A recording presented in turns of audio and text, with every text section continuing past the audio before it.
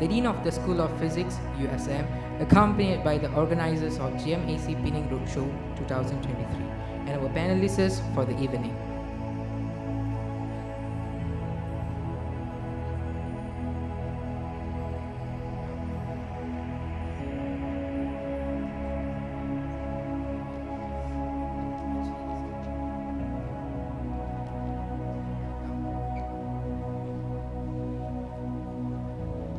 Please welcome our guest of honor, Professor Dr. Abdul Razak Ibrahim, the Dean of School of Physics, USM.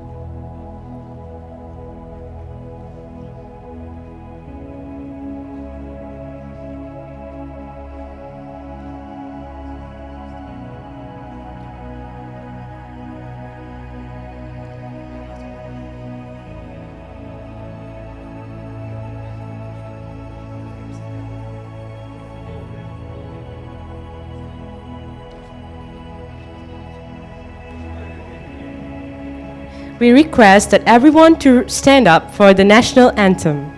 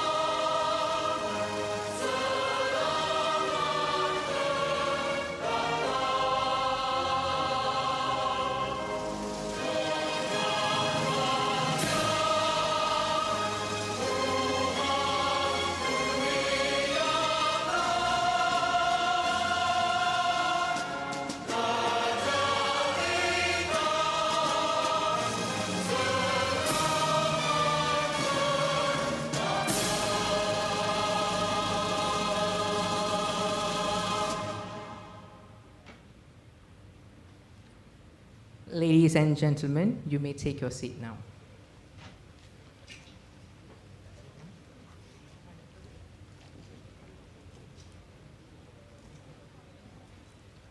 A very lovely evening for everyone here. Thank you for joining this event tonight. My name is Lokesh Kumar Silvakumar, and my partner is Kamini Devi.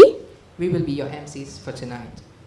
We are gathered here today in conjunction with the Global Malaysian Astronomers Convention, GMAC 2023, to celebrate and connect with Malaysian astronomers from around the globe.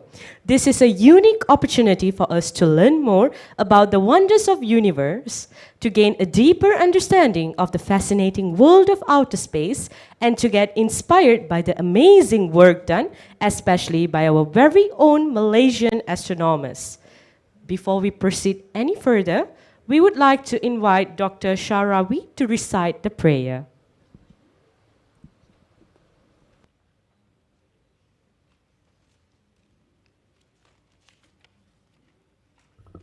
Bismillahirrahmanirrahim. Assalamualaikum.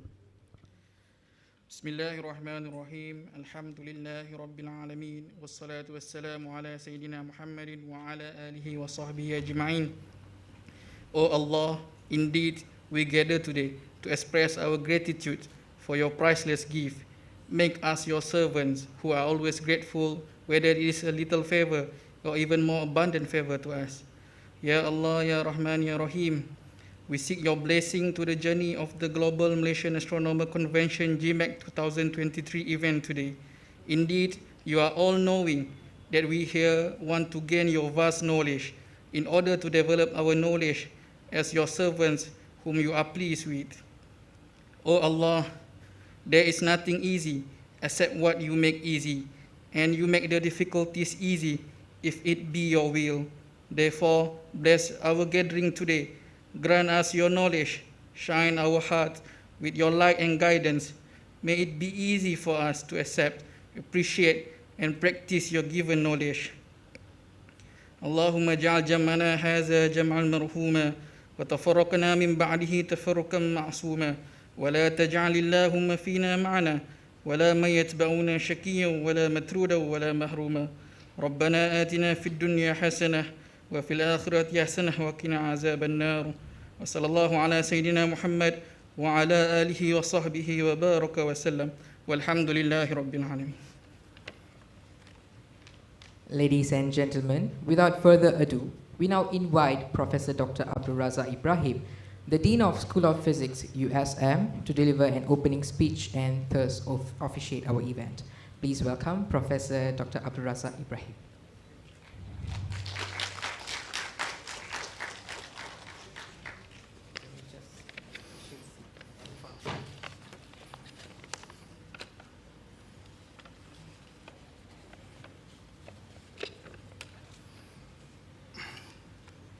Bismillahirrahmanirrahim.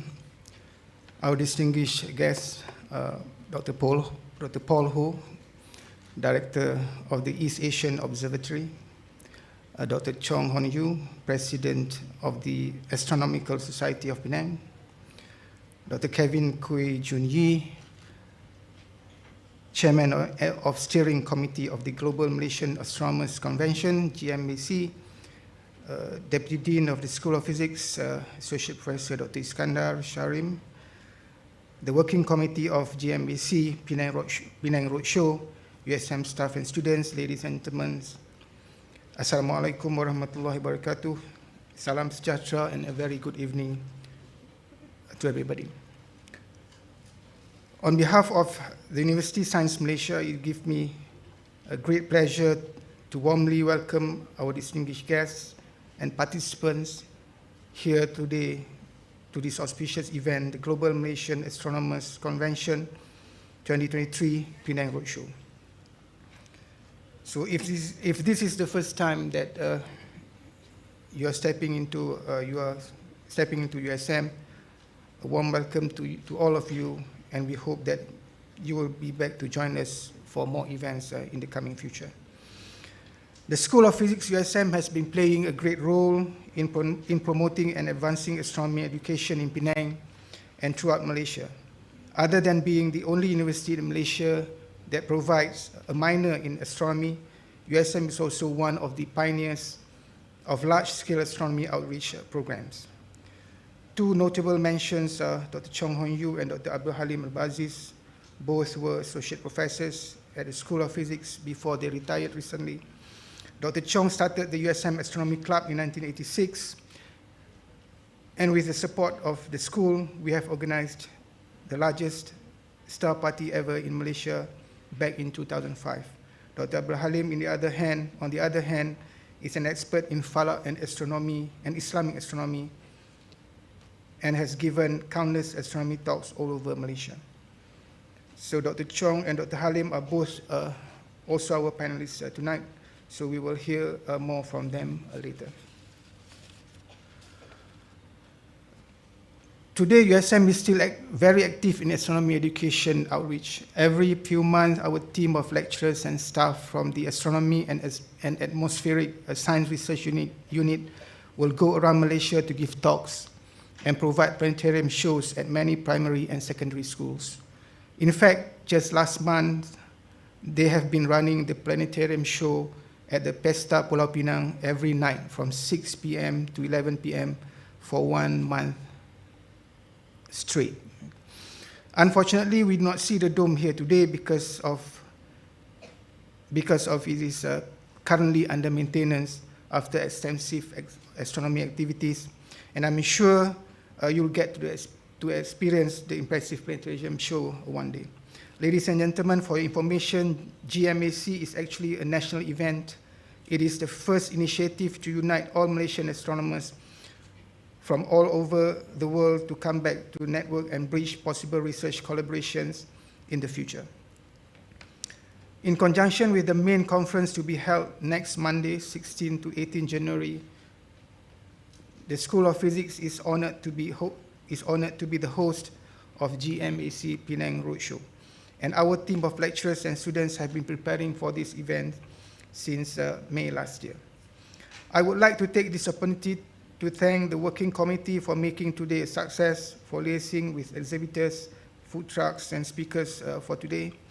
It is hoped that with such a great exposure of astronomical activities, exhibitions, and talks to the public, we would inspire many of our younger participants here to become future astronomers and astrophysicists. And I hope that the general public has also gained a newfound appreciation to the importance of astronomy research and education.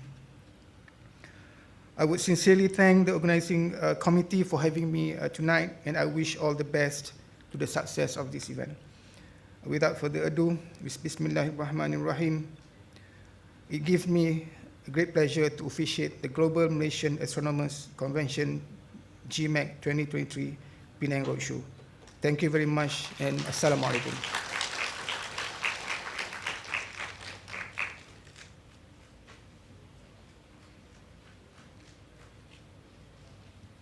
Thank you so much, Professor Razak, for such an inspiring speech.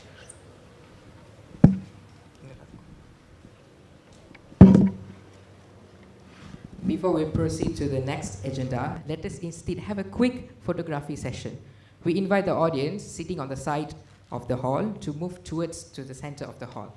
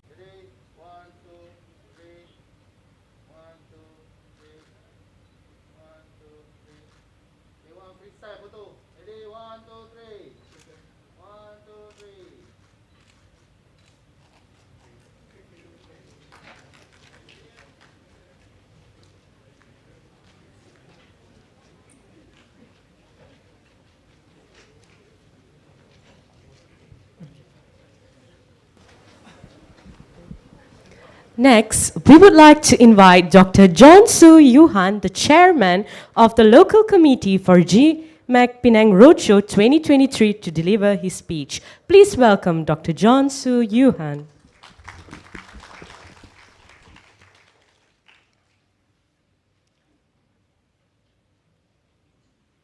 A very good evening to our distinguished guests, Prof. Razak, Dean of the School of Physics, Dr. Iskandar, Deputy Dean of the School of Physics, Dr. Chong, President of the Astronomical Society of Penang, Dr. Paul Ho, Director of East Asian Observatory, our other VIPs, speakers, guests, and students, staff and students of USM, and the general public, ladies and gentlemen, boys and girls. A very warm welcome to you. Thank you for coming to today's event, and I hope you have enjoyed so far. So today, I'm going to give the opening address about the GMAC 2023. It's basically a quest, as it's written in the title, to gather all Malaysian astronomers back to have like a really interesting meeting. It is one of its kind. It is the first of its kind. So, but before I continue, here's just a little bit about myself. So I'm actually a senior lecturer in USM, the School of Physics. So personally, this is a list of my research interests. So if you don't understand if they're like really large jargons, in very simple words, I like to use machine learning. I'm training computers to learn how to measure distances to galaxies and try to improve these distance measurements. So basically, I think the first question you may ask is, what is GMAC? I mean, why do we say that it's a Global Malaysian Astronomers Convention? Where are the astronomers? Are there a lot of them? Is there just a handful of them? Where can we see them? So the truth is, it is a national event. It is actually a series of plenty of events that is upcoming. Just yesterday, we had a roadshow at Pekananas in Johor on the 13th, and today we have the roadshow in Penang. And as you can see, there's also the main event that's going to be held in Kuala Lumpur, the National Science Centre. And at the end of the month, we will see roadshows in Sabah as well. So this entire event has been brought to you by the work of many universities. Of course, the Pusat Sains Negara and also the Planetarium Negara are one of the organizers as well. And we are proud to say that USM and other research universities like UM and UKM have been really putting a lot of effort into putting this event up together. So this event is proudly sponsored by YTL, by Frog Asia, Auto City, and particularly for Penang, we have a Czech Hub as well, who sponsored us. So we thank you. If it wasn't for them, we wouldn't have this event organized today. So as I mentioned earlier, this event basically is a purpose that we try to gather as many Malaysian astronomers as possible back to Malaysia. So it actually started one day, within the discussion between two fine young men, right? Dr. Ting Yuan-sen and Dr. Kevin. So they just had a meeting and they were just thinking, how many Malaysian astronomers are there? And can we just gather all of them in one room and just discuss and see what we can do about astronomy? So it started off a few years ago, but unfortunately the pandemic hit. So we were supposed to have this event in 2020, actually just slightly after the lockdown was implemented. So we are glad that we actually came back again, so we reorganized it this year. And of course, with the help of Encik Fairuz from the Planetarium Negara, and of course, our Dr. Chong, they were really the masterminds behind this entire GMAC event. So the rationale and goals, for this event is that we want to gather all these Malaysian astronomers together because we realize that astronomy is not something that's very common. It's not like there are plenty of doctors, engineers, or other biologists or chemists around the world. It's really a very small group of people that we don't really see and talk about in the television or even on the internet. So what we want to do is that we want to gather these people back and really to network and get to know each other. What kind of researchers are we doing? We want to develop astronomy research in education in Malaysia. We want to see how far can we go and how far can we actually influence policymakers and even funding agencies to see what we can do to improve the astronomy awareness in Malaysia. We also want to let the public to know that astronomy is in fact a very interesting pursuit. It's also a very interesting activity to do. And we also want to connect with the aspiring astronomers, the young people, as I can see here. There are some of you very young, right? So we hope that we will actually be able to inspire you to be astronomers in the future. So finally, I think one very important part also is that we want to celebrate diversity, a shared passion for astronomy as Malaysians, because not many countries, have this very special privilege to live, among a multiracial community. So it's really good that we see many Malaysians from different races share the same passion for the love of the things that are in the sky. So the GMAC main event, the conference is going to be held in Kuala Lumpur. In fact, it's just going to be held in the coming Monday. So some of us will be traveling down to attend, and we are going to talk to all these astronomers and discuss a lot of events for the future of Malaysia. So these are just some numbers, because I'm part of the steering committee, so we have like 4 plenary speakers, quite a lot of speakers going on. And this is like a quick breakdown of who is going there. So you can see that USM represents about 15 people out of the 124 participants that are going. And of course, we have people from UM and UKM, and many from overseas, in fact, that couldn't fit this graph. And in terms of the demographics, so you can see that there's a very well-mixed demographics of faculty, students, of PhD, masters, and undergraduates, and even researchers that we can find all over the world. So GMAC, without the support, I mean, we couldn't do much, but we thank all the sponsors who have really provided us with some funds. So we were able to support some of the students and also staff to come all the way from all over the world, and even within Malaysia as well, to join the event. So we have actually sponsored about almost more than 7,000 ringgit to help these students. So we are really thankful to the sponsors to help us. Right? And then we are really sending people, I mean, other than the 83% people, I think it's percentage, 83% of people who are from Malaysia, we are seeing people flying back from the United States, Taiwan, Germany, all over the world. So you can imagine how enthusiastic these astronomers are just to come and meet all of us. So as you may have attended the day today, right, we actually is just the Penang Roadshow. It's not even the main event yet. So you probably have attended some of the 4 talks that we had this morning and this afternoon. They were really interesting. I'm sure some of you would agree with me. And as we will see later, you will be hearing a panel discussion from our distinguished guests that are here today. So this is just a sneak peek of what's happening in the other states as well. So tomorrow, actually, everything will be happening in KL. Same thing, there would be like 4 speakers, there will be exhibitions, there will be road shows. You get to meet the astronomers as well. So if you have friends and family who are in KL, yeah, please feel free to ask them and invite them to join the activities in KL. So we are talking about tomorrow, but yesterday that has passed, we had the event in Pekan Nanas in Johor as well. And they actually had a DIY telescope workshop, so where they invite people to come and learn how to make a telescope from there. And of course, not to make the East Malaysians feel left out, we also have the roadshow at Sabah. But currently, we still do not have the posters out yet. It will be coming soon, and it will be organized by Zulaiha, right? Emma Zulaiha Zulkifli. So she's the founder of the Dark Sky Malaysia, which is basically a group of people who want to advocate to keep the skies dark for some places so that we can actually do really, really good astronomy observations. You can read more about her and her interesting stories. So now, we say that we are trying to gather all the Malaysian astronomers back in Malaysia. But the question lies, actually how many Malaysian astronomers are there? Do you think it's something that we can count with 10 fingers? Do you think it is like something that we can count in hundreds? Or do you think it's thousands or tens of thousands? Well, let's not put our hopes too high, okay? But generally, if you want to give a number, right, so we have Malaysian astrophysicists who are registered with the International Astronomical Union. So the IAU is the body that actually demoted Pluto from the status of a planet, in case you don't know. So they make the big decisions of astronomy, right? So in Malaysia, we have 21 astrophysicists that are registered. And as you can see, I'm on the right corner, and the only Chinese in the group.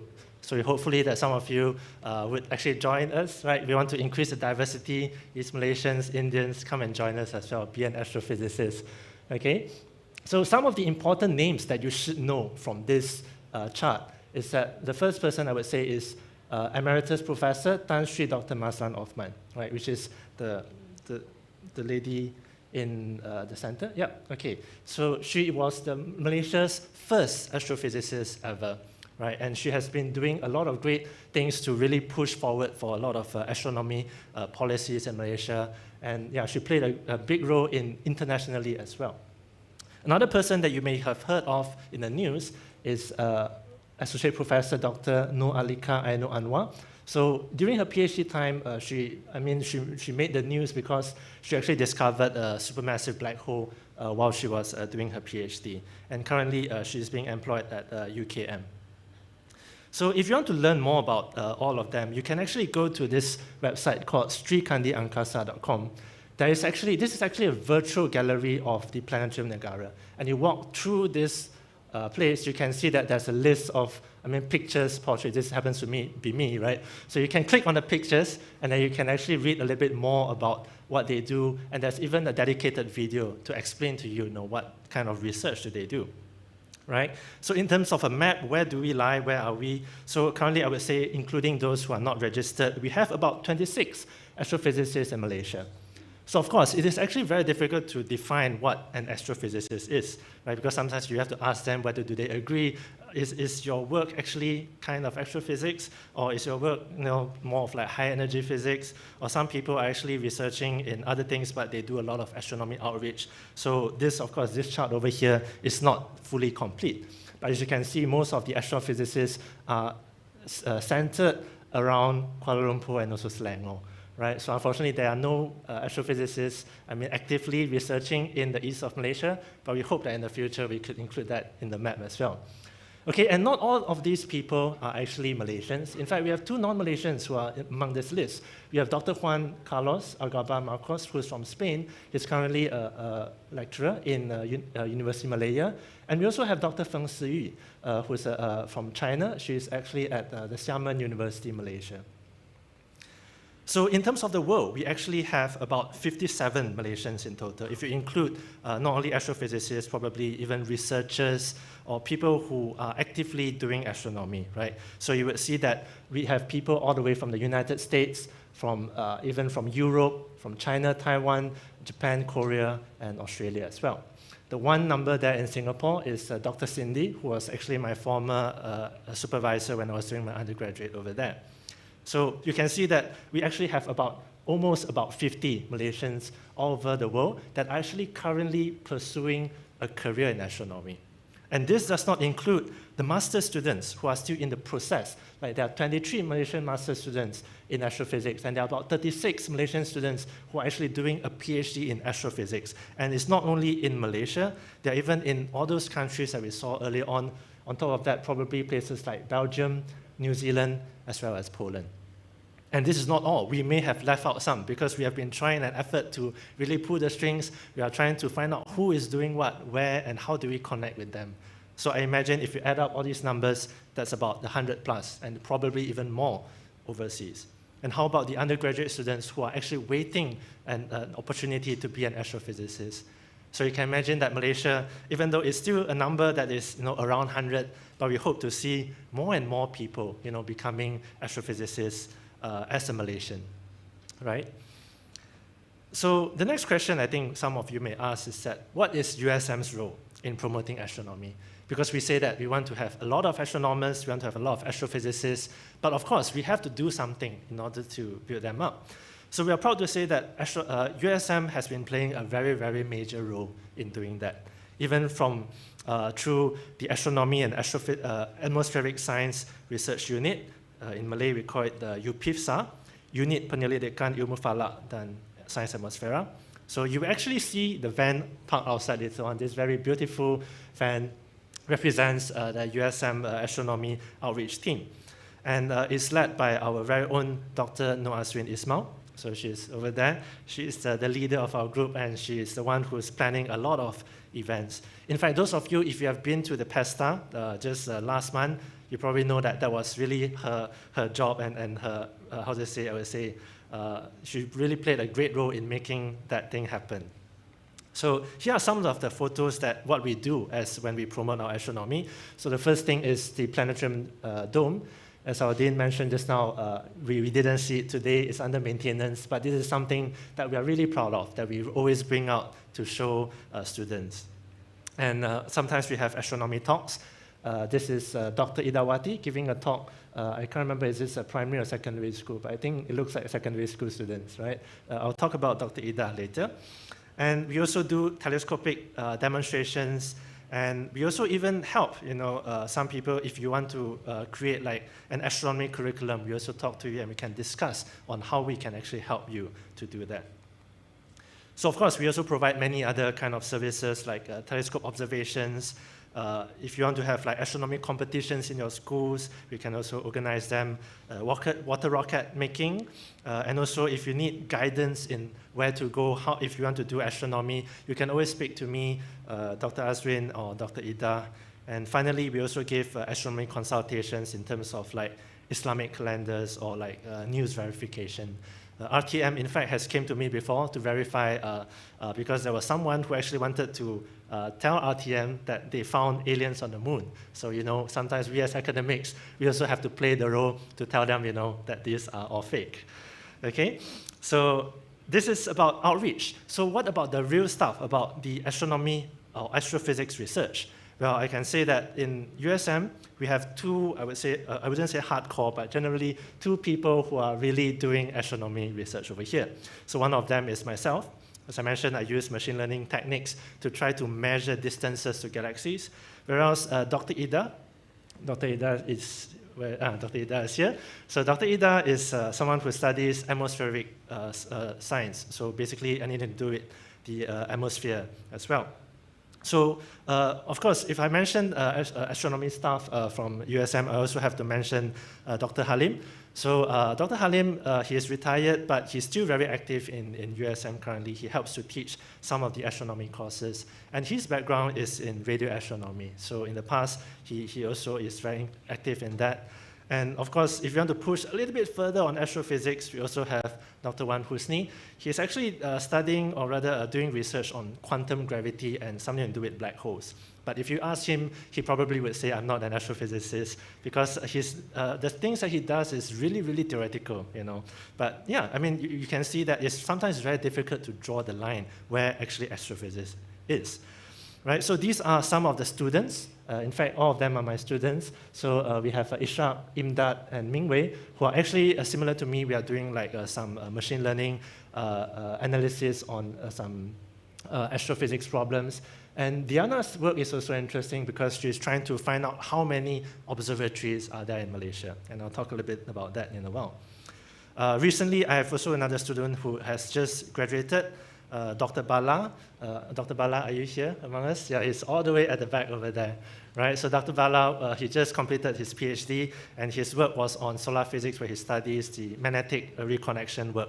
So he was, I would say, co-supervised by myself and also Dr. Halim. So you can see, even USM itself is actually producing a lot of, you know, astrophysics students, and we hope that, you know, they would inspire more of you, you know, to become astronomers in the future. So this is just an example of some of the research that we do. So if you look at this picture over here, right, these are 5 pictures of the galaxies, right? If you notice that they are all spiral galaxies with different number of spiral arms. So basically, the first one has 1 spiral arm, the second one has 2, and then 3, 4, and more than 4. So this is actually part of Mingwei, one of my students' project, where she tried to use the computer to help us to to differentiate between these galaxies. Because it's very difficult. There's like millions of galaxies out there. You know, if we take pictures of these galaxies, we have to go through one by one and we count, okay, 1, and then we put this side, this one has 4, and we put it aside. It will take like many, many, many years, right? So we want to teach the computer to be able to learn from these images and try to process it for us. And I mentioned just now about Diana's project. Diana is trying to study, you know, in terms of how many observatories are there in Malaysia and how do these observatories actually affect astronomy as a whole. So this graph is her findings is based on the year where the observatories have been established. So it's very small, but you can see that the first observatory is actually built in the 1960s or 50s. And, you know, there has been nothing, you know, no other observatories have been built, but suddenly there's a boom, you know, an explosion of the building of observatories, particularly in 2005. And 2005 happens to be the year where Dr. Chong has actually organized the largest star party in Malaysia. I'm not sure if that's a correlation or not, but it's quite interesting to know, right? So we see that more and more people are actually creating observatories. And why is that? What are they motivated by? So these are the research questions that Diana is trying to answer. So we talk about research, we talk about outreach. So now let's talk about what do we teach in the university. So you should know, right, if you are aiming to study in Malaysia, that USM is the only university in Malaysia that provides a minor in astronomy, right? So a minor basically means that you can have your own major. You can be studying chemistry, computer science, or even like creative arts, but you can always take like a few courses and you fulfill it as a criteria as a minor in astronomy. So in USM, all you need to do is that you need to complete 4 astronomy courses, which accounts to 16 units, and these are the courses that you can take. So as you can see, they are divided very well. The first one is called Introduction to Astronomy, where we teach students how to use telescopes and everything to do with observation. In fact, tonight when you go over out there to see the stars, some of the helpers there are actually products of our class. Right? The second one is about structure of the universe, where instead of looking at the observation part, we study what they are, the structures of it, what is inside the planet, what is inside the star.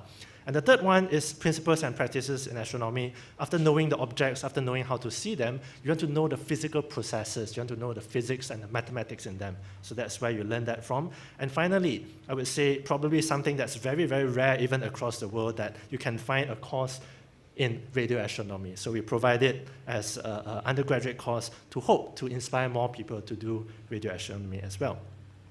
So this is a photo that I took. I started teaching in USM in 2018, 2019. Okay, and you can see that the number of students have skyrocketed.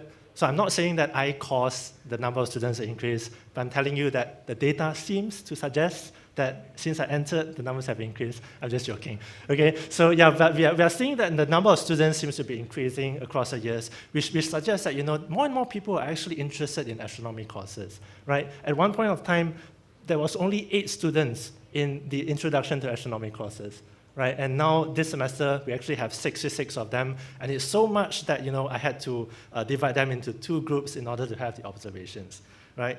So this one is a picture that I took recently. So we actually teach the students how to use these telescopes, right? So we divide them into groups.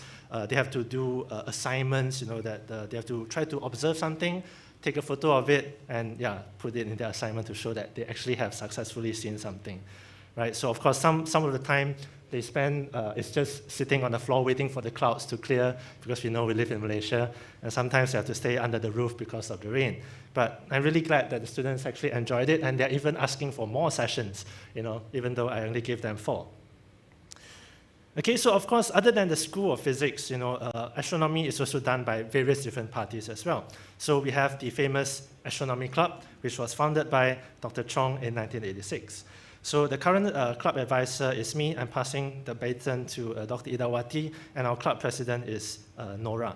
So they generally, in the past, the Astronomy Club actually conducts weekly stargazing activities at Padang Kawat to try to inspire people, students who pass by, to just enjoy the sky together.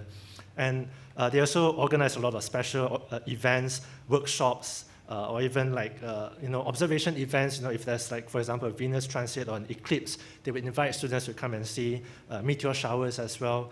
And I would say, as mentioned just now, the Astronomy Club is probably very proud to say that they have actually organized the largest star party in Malaysia in 2005. They actually got 138 telescopes. So people bringing like 138 telescopes in one single location with about 5,000 people present. Right? Today, I don't think we have more than 500 people. So you can imagine this is about 10 times the number of people that we have here today. So this is just an event that they had in 2019, the I Am Stardust 2 exhibition, where they invite also same thing, a lot of exhibitors to come and share about astronomy. And I would say the Astronomy Club is also very active on social media. So if you are interested to know more, you can actually go to their Facebook page or their Instagram page, where they constantly share a lot of information about astronomy. So this particular one is, I think, about the important people in astronomy. Right?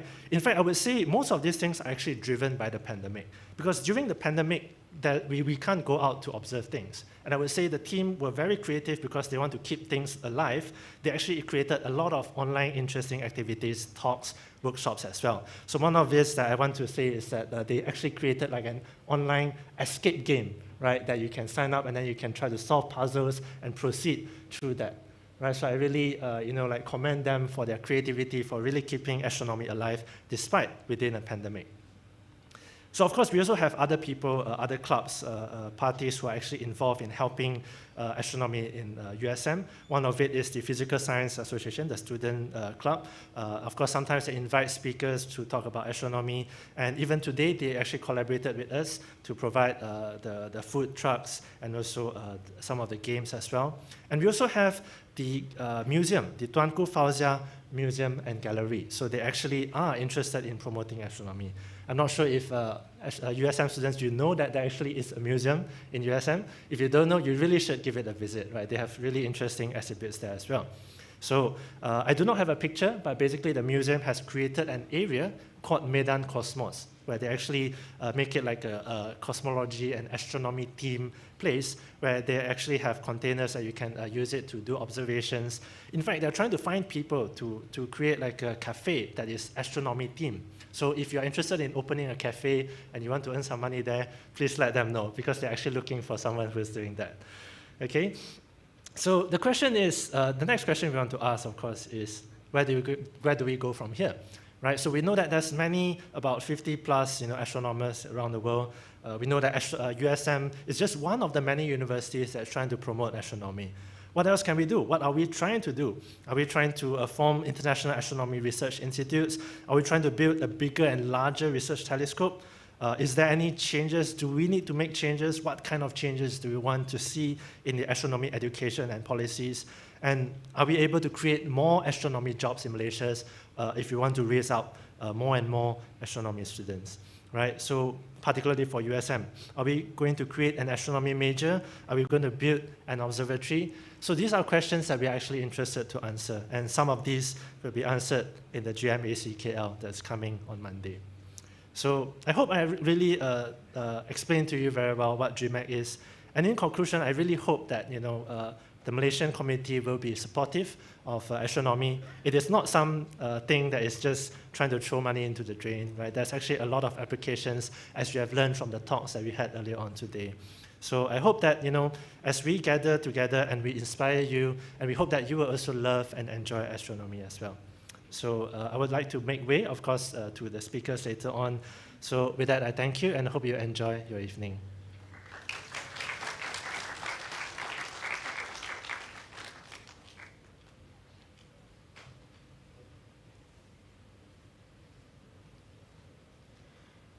Thank you, Dr. John, for your great and informative speech. Ladies and gentlemen, it is time for the main event of the evening, an evening with Astronomers Forum. Please join us in welcoming our panelists who will be sharing their insights and expertise on a variety of topics related to astronomy, as well as our moderator to the stage.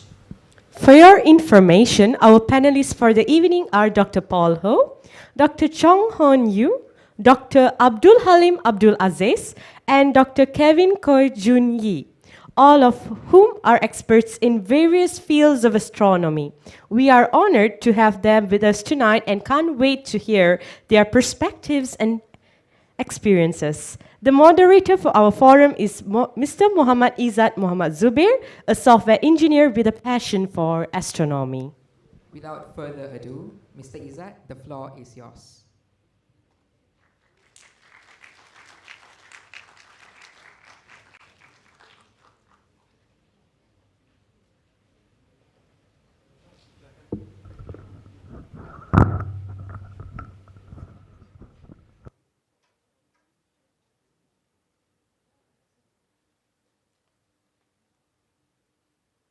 Test.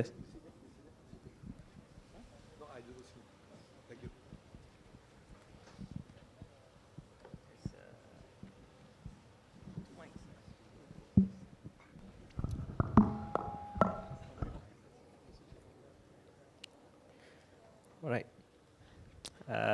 Hello, everyone. Assalamualaikum, and good evening to everyone here. And thank you for joining us today to meet the astronomers. So we have 4 astronomers here, and I don't consider myself as an astronomer. I'm just a nighttime. I'm not even a part-time astronomer. I'm a nighttime amateur astrophotographer. So this will be a short event. I expected this event to be, this night's event to be more than 1 hour, but somehow we only have 45 minutes, so I will have to keep everything short.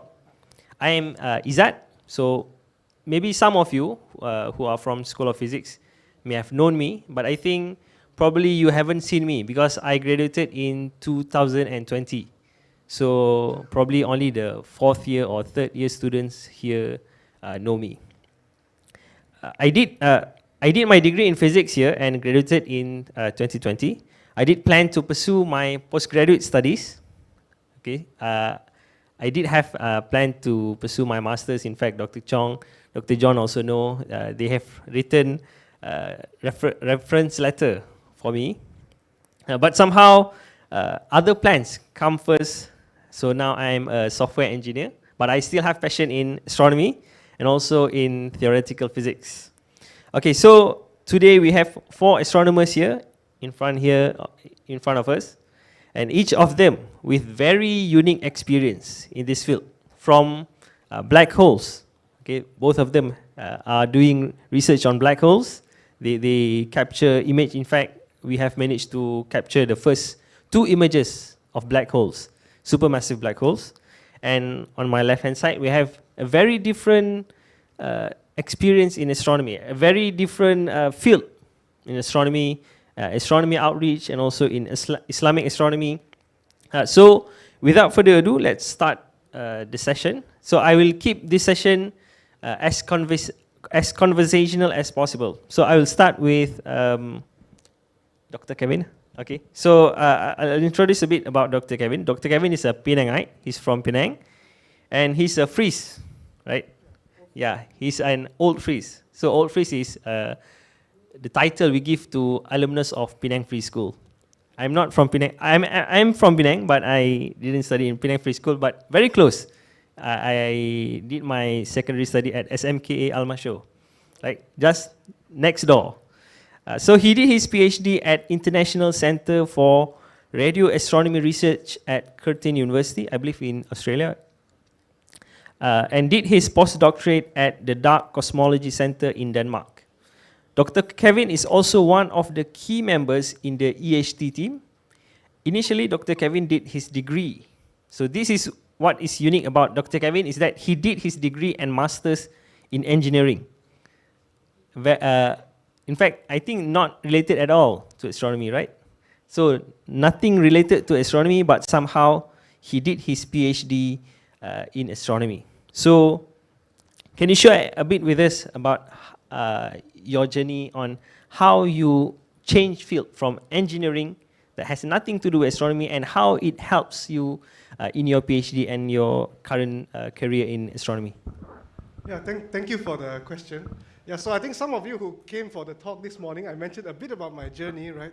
So like many typical Malaysians, you know, some of us, we like physics when we are young, but being Malaysians, or you know, sometimes because of our parents, none of us will choose a course in astronomy because we're thinking, oh, we cannot get a job, right? After, you know, most of us will either study doctor, engineer, whatever, all these things, the usual things. So I liked physics, but I decided to do an engineering degree just because, you know, of better job opportunities.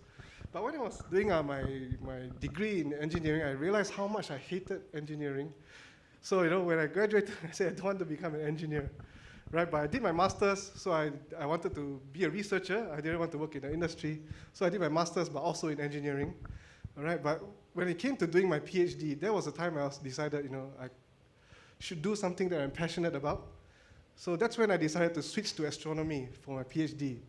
And because I was doing electrical engineering, electronic engineering, majoring in telecommunications, one thing I realized is that radio astronomy actually uses equipment that is exactly the same as what is used in telecommunications, right? Your dishes, you know, like your astro dishes, your communication, your dishes, your antenna, all the same things. The radio telescope is made of the same thing. It's just that one is transmitting and receiving, another one just receives signals from space. So I thought that was something that I could do, and that's when I applied for a position, you know, for scholarship to do astronomy in radio astronomy. So, and I found that my background in, you know, engineering actually helps a lot. You know, especially one thing, you know, my supervisor actually told me when I was doing astronomy is that the best radio astronomers or the best astronomers are the people who best understand their instrument. Because when you look at the data, there can be so many issues with the data because of errors or some imperfections in the instrument. And when you know and fully understand your instrument, you can understand something is wrong. You can see something is wrong with the data, and there could be something wrong. Instead of saying, oh, maybe there's a new discovery, you first thing you realize, okay, maybe there's something wrong with the telescope or something, and then you, with the engineering background, it actually helps you a lot. And that's kind of how it's helped me, in my path in astronomy. I think, in fact, you can add about the Nobel Prize. I'm not sure. I think in 1972, which was the discovery of the CMB, the cosmic microwave background. Yes. So actually, some of the first radio astronomers were actually engineers, right? Even the first radio astronomer, Karl Jansky, right? He was actually an engineer working for Bell Labs. He was just building this antenna for long-distance communication, right? Then he found this noise that's coming from somewhere. They didn't know where this noise was coming from. And later it turned out this noise is actually coming from the center of our Milky Way galaxy, right? And so that was how radio astronomy started. In fact, all the regular astronomers, the optical astronomers, they didn't really bother him, what does this engineer know about astronomy? And nobody paid attention. It was much later, especially after the World War, right, where there were a lot of antennas, the radar that was used for detecting planes. After the war, nobody had use for them anymore. So a bunch of radio science people, they came together and said, why not we turn all this radar into telescopes to study the night sky? And that's when it became the golden age of radio astronomy as well. And it all started from engineers. And you mentioned the Nobel Prize, right? These Bell Labs scientists, again, were trying to build this antenna, communication antenna. They discovered this noise again in the sky. And later they found out this noise is coming from the Big Bang, the echoes of the Big Bang. They had no idea what it was. In fact, some scientists nearby, they were searching for this signal for a very long time, but it was the engineers who found it. And it was the engineers who got the Nobel Prize, not the scientists who knew what it was, right? So yeah, radio astronomy has a long connection with engineering. So some of you who are engineers, who are thinking about going into doing astronomy, yeah, you have a good chance.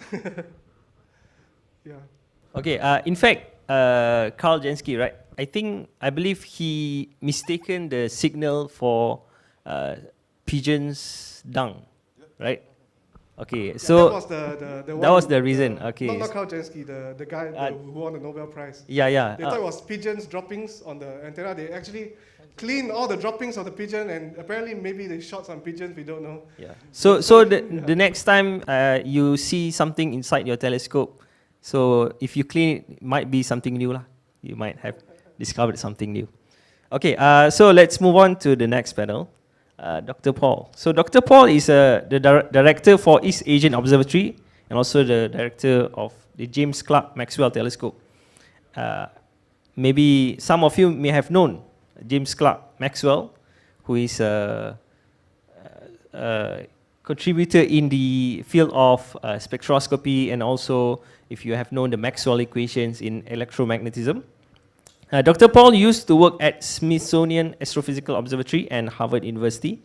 And in fact, you did your PhD and degree and PhD at MIT, right? So that was a very long time ago. So he was also the director of the Academia Sinica Institute of Astronomy and Astrophysics. And Dr. Paul has been at the forefront of radio astronomy, where he was one of the co-founder. This one is the information that Dr. Kevin gave me. He was one of the co-founder of the EHT, the Event Horizon Telescope Collaboration, right? In fact, I checked, yesterday I checked the EHT, he was one of the executive, you're one of the executive. So as you may have known, the Event Horizon Telescope Collaboration is the project that managed to capture the two images of the black hole. One is Sagittarius A star, and recently, the supermassive black hole at the center of our own galaxy. So besides his contribution in EHT, in radio astronomy, Dr. Paul is also actively encouraging collaborations in Asian countries to work on astrophysical research. So, Dr. Paul, as a person who is not only a renowned scientist in astronomy, in radio astronomy, but also active in pioneering astronomy in Taiwan, how do you suggest Malaysia So particularly we have our dean here, deputy dean here. How do you suggest Malaysia, especially the universities, to work at the frontier of astronomy? So our experience in Taiwan is something like 30 years ago when we first started to push for the development there. At the time, there were 5 astronomers in Taiwan and almost none overseas. So we had to build up a program and also build up the manpower and build up the facilities. So it was a lot of work to do it. So the question is, why did Taiwan do it? And the reason is that astronomy was actually one of the oldest sciences in every country, because the first thing humans realize, of course, is to look up in the sky and realize that it's beautiful, but more than that, the stars were rotating, and they come back every day, just like the sun, right? So it's one of those mysteries that drove our curiosity as to understand, you know, why are things the way they are and how do things work. So in Taiwan, the Academia Sinica originally had astronomy as one of its disciplines, but after the war, when they moved to Taiwan, that field was not developed. So at that point, the Academy president actually agreed to grow the field again. So you can ask, why astronomy? Of course, it's one of the reasons that it's a field that's very easy to excite young people. We can explain our results, such as, you know, are there aliens? You know, that's always a good question. How do you make a star? How do you make a planet? How big is the universe? What is the future in the universe? Do we go on forever? You know, all these very large questions are actually easily explainable to the common citizens. And we think young people can understand and grasp these concepts and realize that science is very important. Science is part of the solution for the future. So what we would like to do is to encourage young people. Not all of you should become astronomers or scientists, but a fraction of you should work on this field because it is part of the solution for the future. So for that reason, we promote it and we began. Now, the question is, what is Malaysia in comparison to where we were 30 years ago? And the answer is, you are much further ahead. The GDP is higher. GDP PPP, which is the per person purchasing power, is actually quite high in Malaysia. You know, if you check that, that's actually higher than Chile, Argentina, many other countries, higher than China. So in that sense, the economy is actually ready to do this kind of work. You know, Taiwan was not at that level. So then you say, how do you do it? Well, in order to interest your young people to enter a field, you have to give them something important, exciting to do, right? If you're a smart person, you don't want to do ordinary things. You want to do things that are exciting. You want to contribute at the front. So to do this, Malaysia needs to engage in some science. That doesn't mean, I don't mean astronomy. It can be biology, it can be chemistry, whatever. You should work at the frontier that the young people will become excited about. Okay? And to do that, you need to have some infrastructure, you need to have some investment, you need to create jobs, you need to have training, so that when people train, they come back.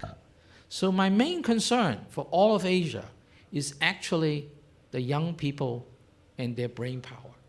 It is our last natural resource. You know, the colonialists have come and extracted all of our resources. They are working on our manpower at the moment, right? That's why your astronomers are overseas, because they have recruited them to become their resources. I want them back. Not just in Taiwan, but in Malaysia, Indonesia, everywhere. We in Asia should recover our manpower, recover our young people, because they constitute the future. So to do this, you need jobs, good research, exciting research, and somebody to lead. So once you have established that, you need two things.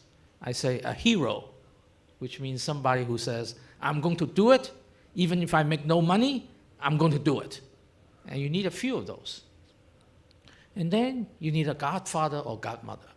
That's the person on top, for example, dean or head of school, who's going to say, yes, this is a worthwhile endeavor. We are going to help you establish and help you solve the problems along the way. The godfather, godmother's role is to clear the obstacles so that the young people below who are heroes for the field can continue and do the work. So this is what you need to do. And I think Malaysia is ready because you have the economy, you actually already have the people out there, as GMAC is showing, right? And the infrastructure that Dr. Chang has built, which is all the young people who are already interested. Now we just need them to be able to move forward into a professional field, right? So that's what I think. So I just want to add another question. Here in Malaysia, we face the challenge where if you pursue a career in astronomy, we might not end up with a job in astronomy. So do you face the same challenge in Taiwan? Well, so, I used to teach at Harvard, right? So people constantly say to me, how many students are you training? Are there jobs out there for everybody? And I always tell people, I don't train my students to become astronomers. I train my students to become good scientists, solve difficult problems, figure out how to do things. They should not become just like me. They should go and do something else, something important that hasn't been solved, and to do it. So astronomy is not training. It's not about astronomy. It's about how to do things in a systematic way, how to find out how to find solutions, how to identify the problem, find the resources, find the manpower. This is what you do no matter what you're doing. You can be in the industry. You can be a restaurant owner. You still have to solve these problems, right? So if you are good in training and you become systematic in how you solve problems, your students, will become the leaders in various fields. So don't worry about whether they will become astronomers. Worry about whether they will become good scientists, reliable human beings, good contributors to your society, and to make the country grow. Yeah. All right. It's very insightful from Dr. Paul. So I think maybe next time, Dean, you have to open up more on astronomy course, right? Maybe hire more astrophysicists.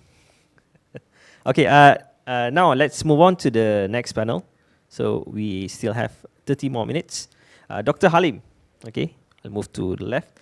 So Dr. Halim, I think we have extra. Okay, let's try this. All right. So I'll introduce him a bit. Dr. Halim, he completed his PhD in radio astronomy at the University of Manchester. And if maybe not many of us knew that Dr. Halim is one of the key person in Islamic astronomical or in Islamic astronomy or Falak Syar'i research in Malaysia. And in fact, he is the Falak expert. He is the Islamic astronomy experts at JAKIM. And he is one of the proponent of globalized Hijri calendar. Okay, globalized Hijri calendar is quite something important in the Islamic community, in the Muslim community, especially in the Middle East, where we have different dates. We cannot agree on a single date when to start fasting, when to do the pilgrimage, and so on. So currently he is an honorary associate professor at USM. So Dr. Halim, of the 5 pillars in Islam, 4 of them deal with astronomical phenomenon, right? Thus, for Muslims, our understanding of astronomy is paramount to practice our faith. So as an expert in Islamic astronomy, can you please elaborate on what is Islamic astronomy, right? Maybe some of us are not familiar and on how Islam is related, on how it is related between astronomy and Islam, its scope, and also the challenges that you have seen in this field. Okay. Thank you, Mr. Chairman. and fellow panelists, Dekan, Timbalan Dekan, and everyone here. Assalamualaikum warahmatullahi wabarakatuh. Okay, straight to the question. As Dr. Paul mentioned, astronomy started very, very old. The moment people view the sky, they have already got that feeling. And it has developed over time. It becomes a community activity. Farming is based on the seasons and calendars, because timekeeping becomes part of astronomy. And so over time, this community have developed culture and so on. And among the communities we know, for instance, in Malaysia, we have the Chinese, Malay, Indian community. The Chinese community has a calendar that with a 12-year cycle. Coming is the year of the rabbit, Dr. Chong? Yeah. The element is water, and the yin-yang is yin, I think. The Indians have their own, based on the solar, lunisolar. Both the Chinese and the Indians have lunisolar, but the Indians are sidereal solar. So they have their own system. The falak syar'i, as the word you mentioned, falak is is Arabic. We can translate as astronomy, not astrophysics.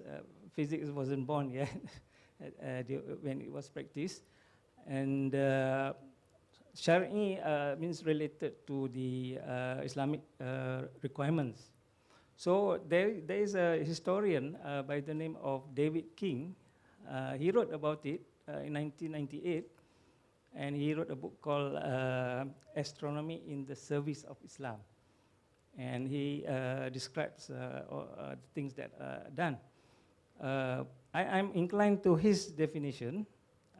It is actually an applied astronomy. Astronomy that is applied for community requirements. And we seldom hear applied astronomy, right? We either say observational or theoretical. Or in physics also we say theoretical or applied physics. But in astronomy, applied is seldom used. It's observational or theoretical. But in this case, I think it is applied, because you already, you're not going into creating a new astronomy. It's the same astronomy being applied for community use.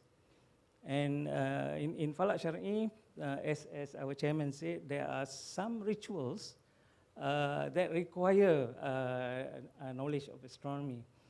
The 5 daily prayer, for instance, all based on the movement of the sun. Because in early times, there's no clock. There's only the sundial. Clocks were invented much later. So we have to relate the theological definitions to astronomy and map out. And that has been done early on. In the 9th century in Baghdad, there is already an observatory, a working observatory, I mean, with instruments and so on.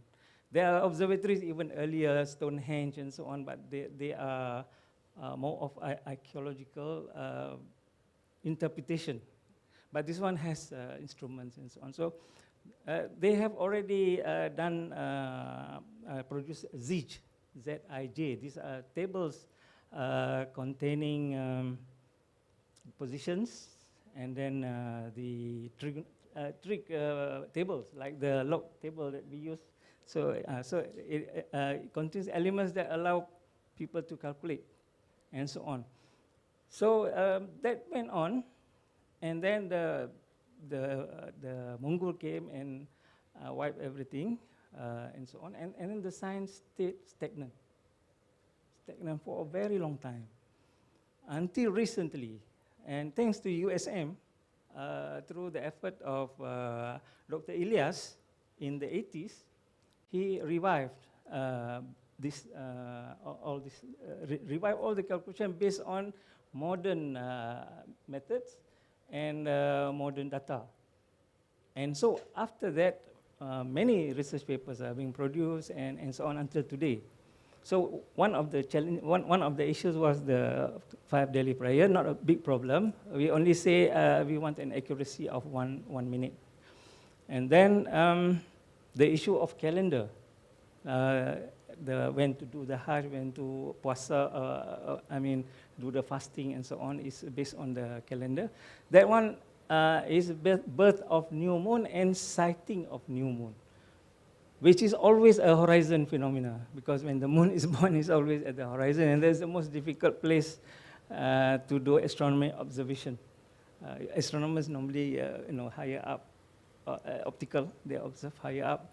But for this case, it's at the horizon and very difficult, a lot of variabilities, variables. And so from 1990s, we do a proper data collection and so on.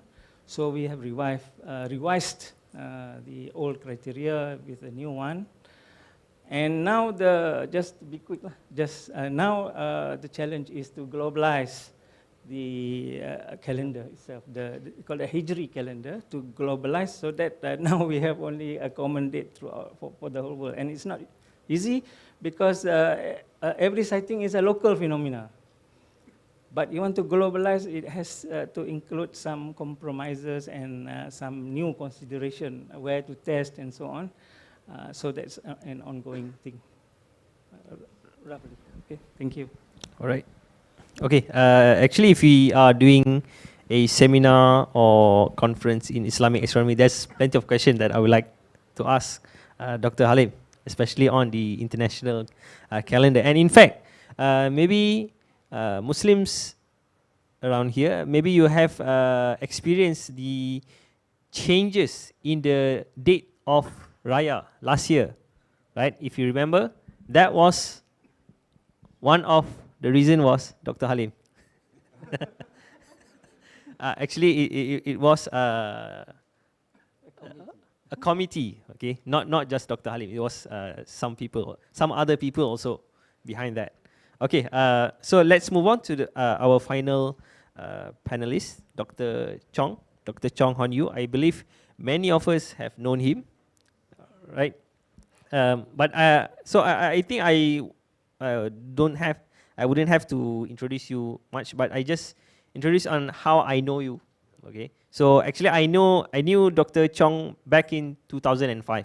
Maybe you didn't remember me, but during the star party, right? I was there, and I did set up my father's telescope there, and from that point on, I was really interested in astronomy, because that was the first time I saw Saturn live, right? Live through the telescope. Okay, and in fact, maybe many of you haven't known that Penang, we are actually, we have the most observatory. We have 10. Yeah, we have 10 observatories in Penang. So, Dr.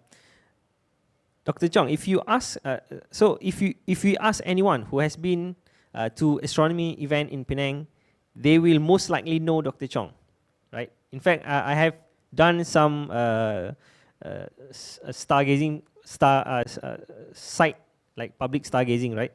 They will ask me, do you know Dr. Chong? So of course, even those passerby, they have known you, Dr. Chong, right? Because you have massively contributed towards building astronomy awareness in Penang.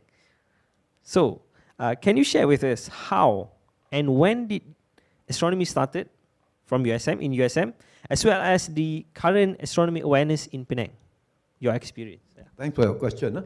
So before I answer this question, I want to comment on what you call Mr. Izzat said earlier, that he knew me many years ago.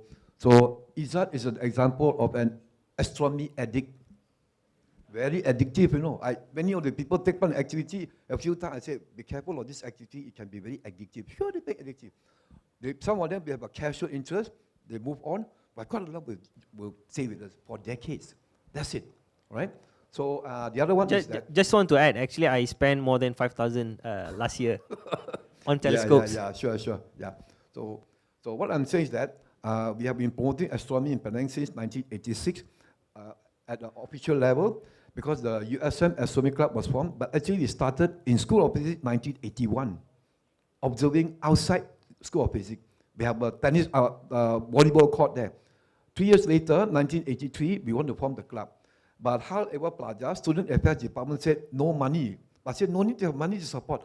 They applied 3 years later, 1986, we got it approved. So just to say that basically, these astronomy activities under the USM Astronomy Club is not a one-man show. So over the years, we are very thankful and grateful. We have many of our members, I see them here. Our Lai Hawk, our Chun Kiat, Michael Teo, and then Johnson and Puan Halima, all right? And our Mr. Hairoji. So basically, without these people, we cannot be, so just like any department, so they are there. And so basically, we all work as a team, right? So basically, when we started at the time, I would say that for the first 10 years, 1986 to 1996, was ice-breaking. They don't know what's astronomy. So we introduced ourselves to the school, did you know? So we just go there. So you have to keep on hitting the nail there. So after about 10 years, hey, people know about us. Then the word gets around, word of mouth, school to school. So by the year 2000, no need to advertise ourselves. They will invite us, right? So the first, I would say, 10, 15 years was ice-breaking. Then later, then it was expanding the breadth, more activities, and the depth. We got more activity. So basically, before I retired in 2015, we have done a lot of activities, right? So we started to ask the schools to buy telescope. They will buy, and then to start a club. And the idea is this: hey, do you know that your neighboring school got telescope? And this is a famous school. That's a famous school. So they buy the telescope. It's a kind of strategy, and it works, you know. So, and then later on, you know your neighboring school got observatory. They also must build observatory. They do that. So they can Prof. Razak. So this year, middle of this year, observatory number 11 will be built in Bukit Matajam High School. It's a good observatory. So it's built, I estimate that it could be the best school observatory in Southeast Asia, right? So, and then the government also after the project. So we asked the government, the school to send an invitation to Professor Razak and our Vice Chancellor to attend also. So basically, after about a few years of promotion, by the year 1994, I said, hey, this is a very interesting activity. You have Malays joining you, Chinese, people from all walks of life. And we are given talks in mosques, in churches, in Chinese temple. Everywhere they invite you. There's no, what they call, obstruction. So it's a very good activity because people from all background will attend, like what Dr. John Su mentioned, all right? And then no reservation, all right? And this is a good activity because many people will interact with us for a long time. And then for our USM student and also our members, they know, within about 4 or 5 years, originally when you join us, very shy, don't like to talk. After 5, 10 years, wow, very sociable. It's a good social communication skill you will develop. It's good, all right? So, and then for many years already, we want to promote astronomy as an amateur level to a higher level. So actually, we also want to do astronomy type of, not to say research, looking at the astronomy result. So about 1995, close to 10 years later, we used to have a meeting in the USM Museum every Friday to look at some of the latest discovery in astronomy, and we discuss. So USM club members, school teachers, secondary school boys and girls will come to the museum. We ran it for 1 year, every week. But the problem is couldn't continue because they cannot come to USM. But they were keen. So to such an extent, we will take out some of the research journal and look at the latest discovery and try to understand them. But we wanted to continue, but not able because they were not able to come. So what I'm saying is that the USM, not the Astronomical Society of Penang, the USM Astronomy Club should look into this. So we must have a kind of serious discussion. We have to focus. So I would say that the amateur astronomy community in Penang is very rich and very stocked with many people who are keen on astronomy.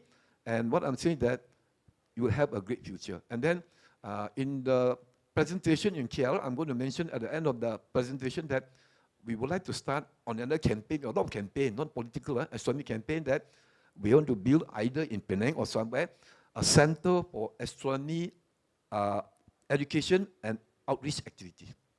We can, and attached to this center, we have this kind of amateur astronomy activity attached to the center. Not for only Malaysia, for this part of the world, right?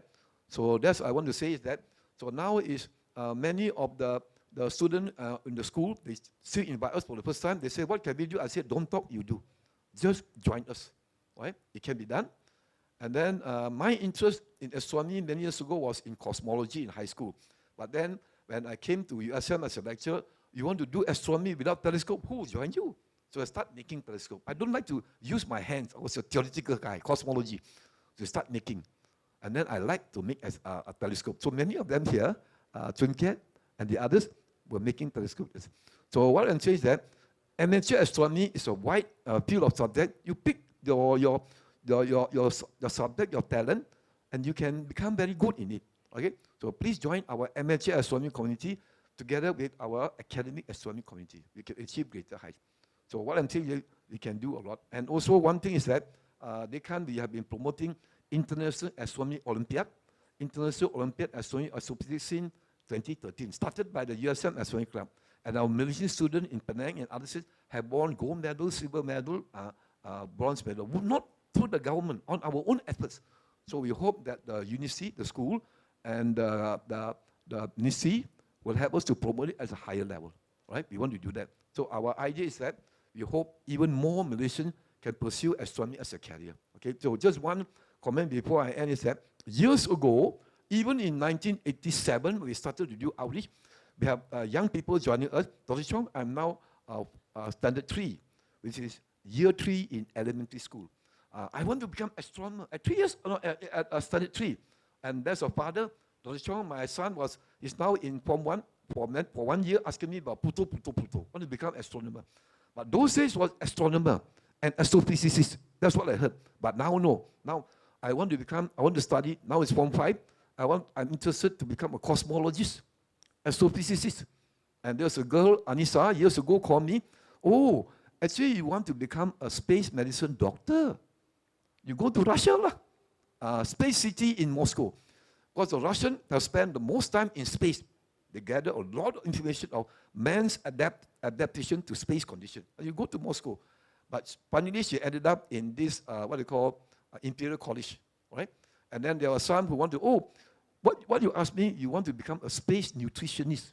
What the astronaut eat in space. Because she wants to study nutrition in space, and all kinds. So I want to become a radio astronomer and so on. And many of them, I want to become an astronomy teacher. Good. Promote to people. So basically, at the amateur level, we are laying the groundwork for the professional. So it can be done. So we want to reach even more people, and we want to get a lot of hardcore people like us. Hardcore. People like them, like CK and so on. They can stay in the observatory. Tomorrow is working day, just to take those astro photos. And in one night, the whole night, they're able to get only one good nebula. That's good enough. People like that. So we have people who in the amateur astronomy was very dedicated to get that picture with even more energy than you sit in your lab and twiddle the knobs to get your data to publish your paper. So I feel that our amateur astronomers in Penang should collaborate with the professional. We have joint paper. Now remember, the IAU, International Astronomical Union, have amateur astronomers helping them. Some of the, I think the division, the amateurs are helping. So astronomy is an interesting field where amateurs can contribute original discovery at a high level. So we also hope to do that. Thank you. Okay, thank you, Dr. Chong. So we have around 5 minutes left for Q&A. So I would open the floor for any question for any of the panelists. So if you have any question, please go ahead to the microphone and ask. Okay, so any question?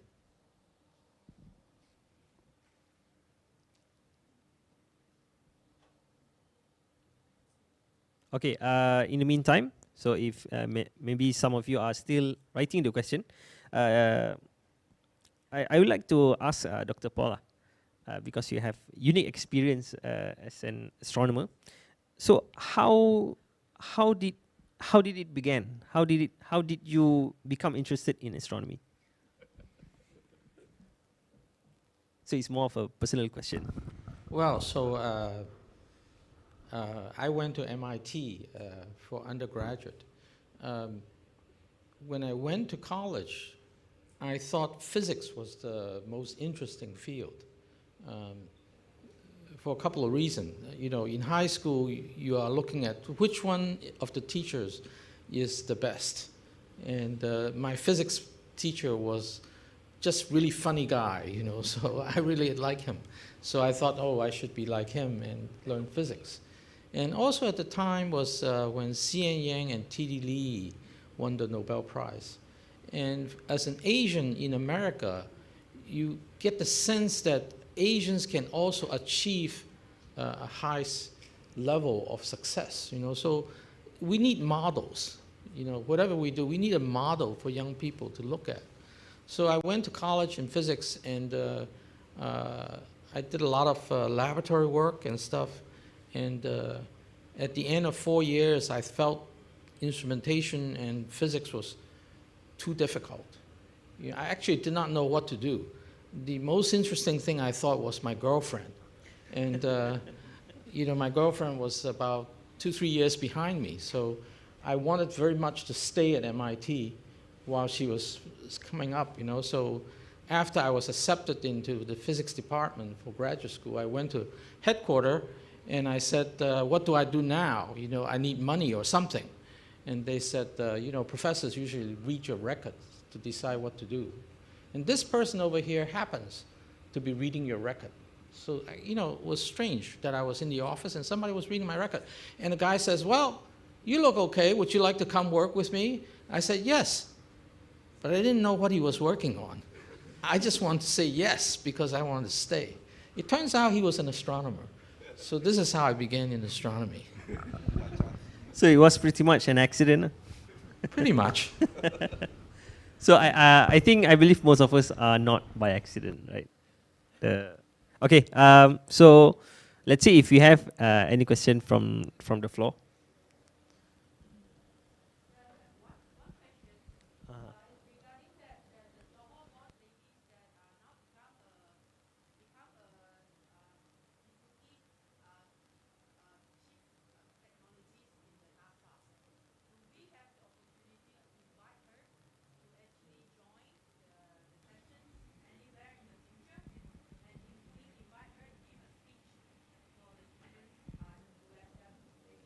Yeah, I think maybe we can, Dr. John, right? Yeah.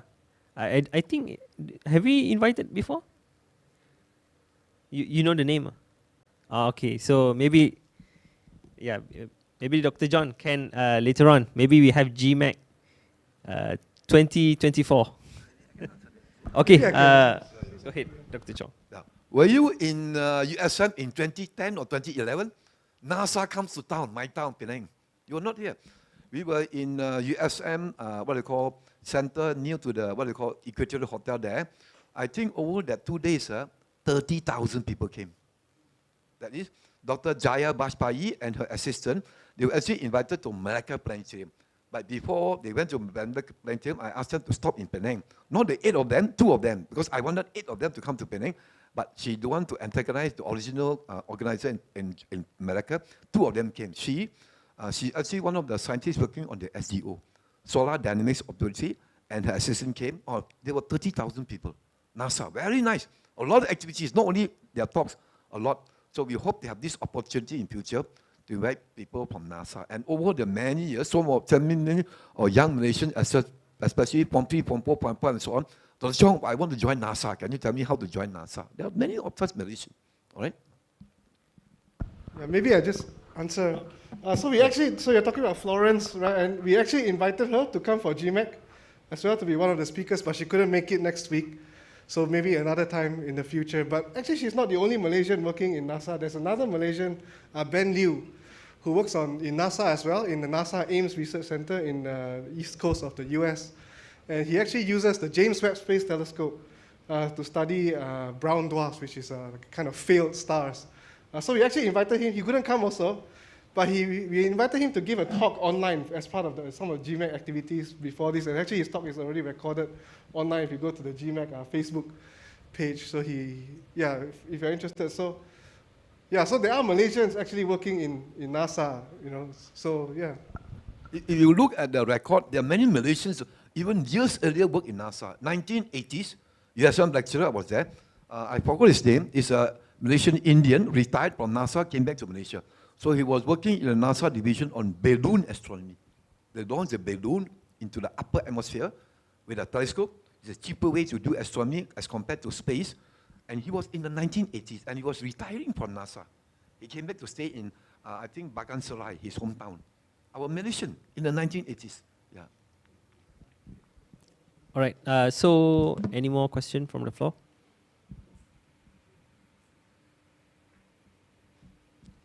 All right. Just one final question, maybe for Dr. Chong. So, I believe many of us here are interested in astronomy in an more of amateur sense, right? But somehow we want to contribute into the science of astronomy. So how can amateur astronomers contribute toward professional astronomy? Actually, it's a good question. I think also related to what our Dr. John Su has commented.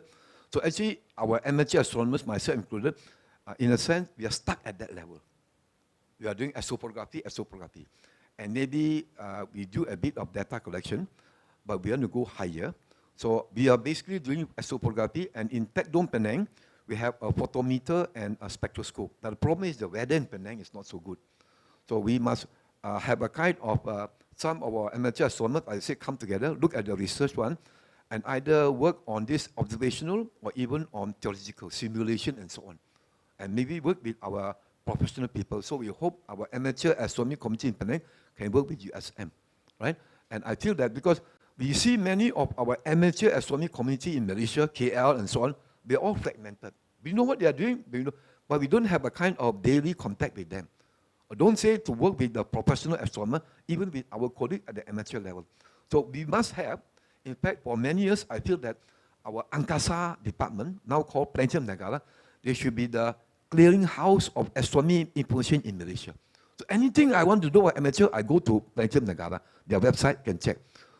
Don't have such a kind of database, so we must have a database where we can know what all the other groups are doing, including going higher level. So we want to publish our publication. If you look at those amateur astronomy magazine, Sky and Telescope, astronomy for years we have been subscribing. They are doing good work, the amateurs. And the professional astronomers, they acknowledge the amateur astronomers. We want to be able to do that. So we hope in future we can break the ice with our astronomy community, the one in Universiti Malaya and USM and UKM. These are the three places. Yeah. All right. So let's go for the final round. Is there any question from the floor? Okay. It seems we will have to wrap our event today lah, because now it's 9:30. Right. Okay. Sorry. Okay.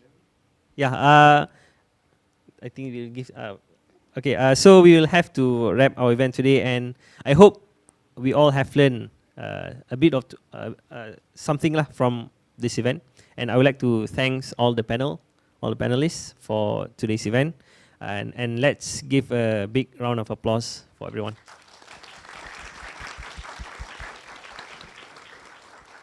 Okay, give back to the MC.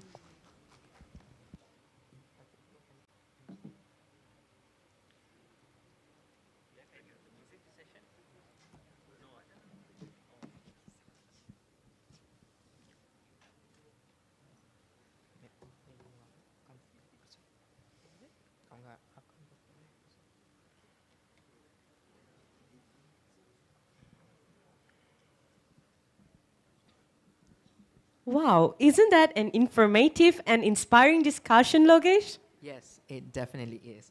Now, ladies and gentlemen, let us thank our panelists for their truly incredible insights and experiences that they have shared with us tonight, as well as our moderator for his fantastic job of fostering a productive and engaging conversation.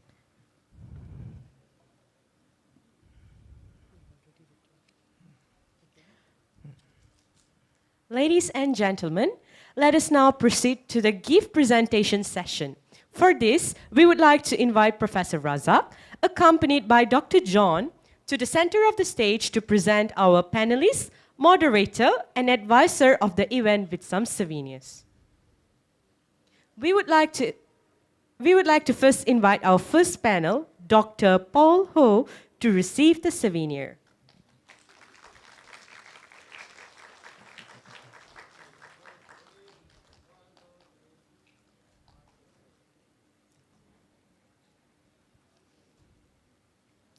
Next, our second panel, Dr. Chong Hon Hyu.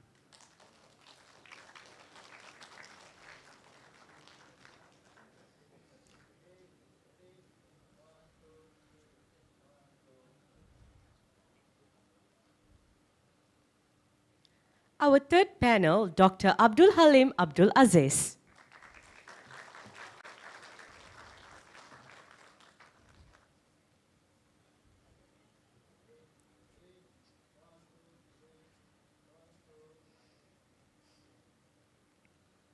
Our fourth panel, Dr. Kevin Koi Chun Yi.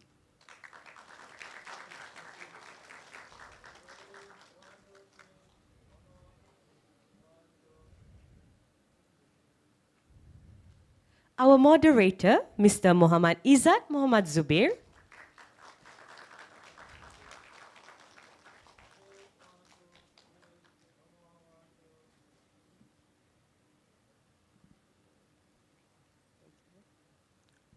Thank you again for the wonderful forum just now. This evening would not have been possible without the wise advice of our event advisor. We invite Dr. Iskandar to receive a small expression of gratitude from the committee. We request Professor Raza to remain on the stage for a moment.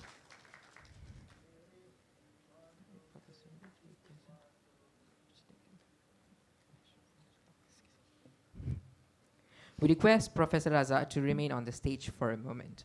On behalf of the local committee of GMAC Penang Roadshow 2023, we would like to also thank Professor Raza for joining us tonight. Please accept the souvenir as a token of our sincere gratitude. Thank you again for joining us tonight.